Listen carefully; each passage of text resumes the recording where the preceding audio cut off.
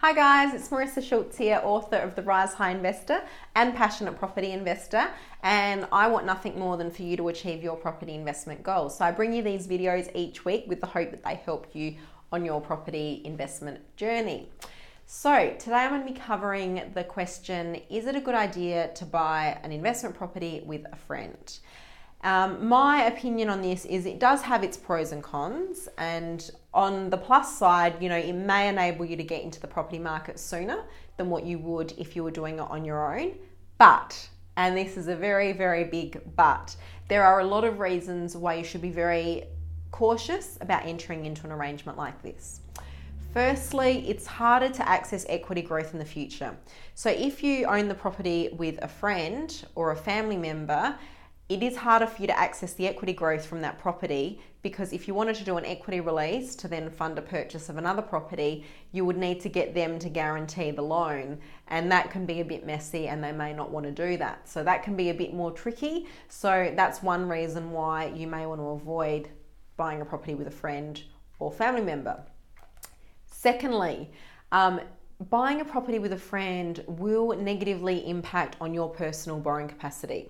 The reason for this is that you're actually guaranteeing each other's loans. But when you go to apply for a loan in the future, the way that the bank's going to review it is potentially that you actually are responsible for 100% of the debt that you and your friend are sharing, but you're only eligible to receive 50% of the rental income. So effectively, it's really going to damage your borrowing capacity and mean that you can't borrow as much for the things that you want to do on your own after buying this property with your friend.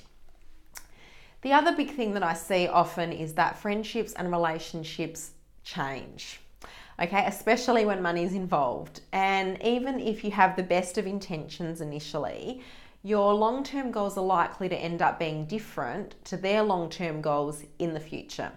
So if you are going to go down this path, it's really, really important that you protect yourself and you protect each other.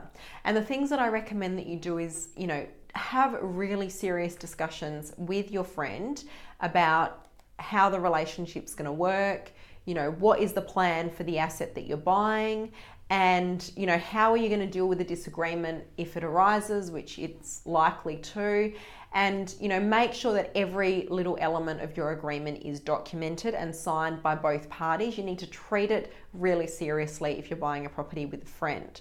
So ultimately, I don't think it's a great idea to buy a property with a friend, but if that's your only way of getting in the market, then it does have that upside.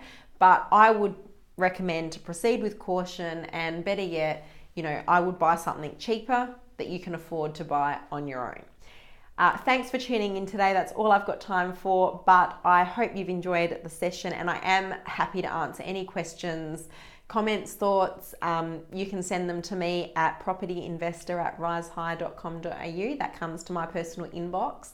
And as a thank you for tuning in, you can actually get a 50% discount off of my book.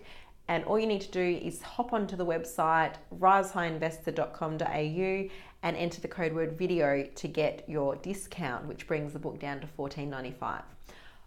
I hope you've enjoyed this segment, and I will look forward to seeing you next week. Thanks, bye.